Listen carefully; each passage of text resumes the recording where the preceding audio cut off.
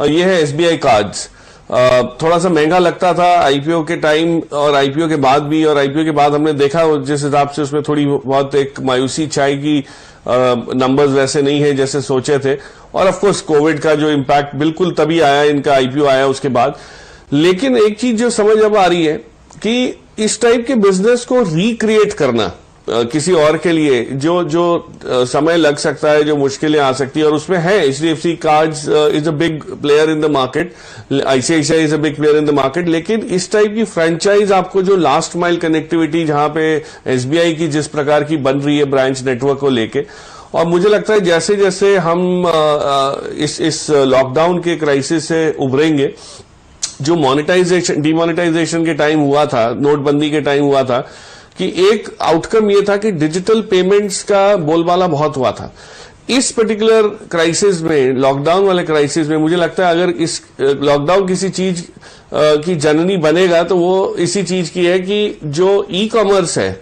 वो जो लोग नया चाहते हुए भी जो विश्वास नहीं करते थे या उसके ऊपर एक भरोसा उनका बनता नहीं था कि ये चीज भरोसेमंद रह सकती है, उन्होंने भी ऑर्डर करना, ऑनलाइन ऑर्डर करना और रिसीव करना शुरू कर दिया है। तो ये जो सारा कॉन्टैक्टलेस ट्रेड का जो सिलसिला है, ये मुझे लगता है बहुत बहुत ज्यादा एक्सपैंड होगा। और एसबीआई कार्ड्स को हम लोग इसलिए भी देखना चाह रहे हैं कि इसमें ये सिर्फ कार्ड्स नहीं, ये पेमेंट मैकेनिज्म्स भी ओन करता है। और याद रखिएगा, रिलायंस इंडस्ट्री और एसबीआई का एक जेवी है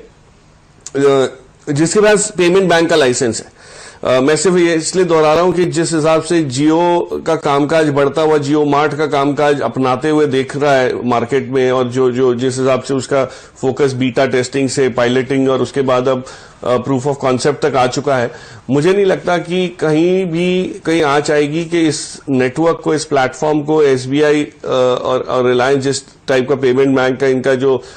इनकी जो सक्षमता है उसको यूज करके एक्सपैंड ना कर सके। तो कई ट्रिगर्स हैं, कहने का मतलब ये है कि बहुत सारे ट्रिगर्स हैं। जो महंगा लगता था लेकिन अच्छी चीज महंगी है, और प्लेटफॉर्म्स का हम देख रहे हैं बोलबाला जिस टाइप का एमसीएक्स, आईईएक्स, सीडीएसएल, बीएसई, ये सारे स्टॉक्स में जिस हिसाब से री रेटिंग हो रही है, ये एक बहुत बड़ा प्लेटफॉर्म है जिसको अभी भी मुझे लगता है कि ओनरशिप के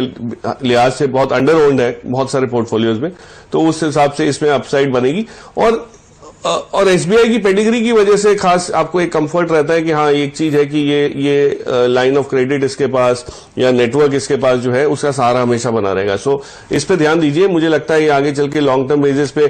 4 डिजिट मार्क क्रॉस कर जाएगा और फिर उसके बाद हम इसको रिविजिट कर सकते हैं।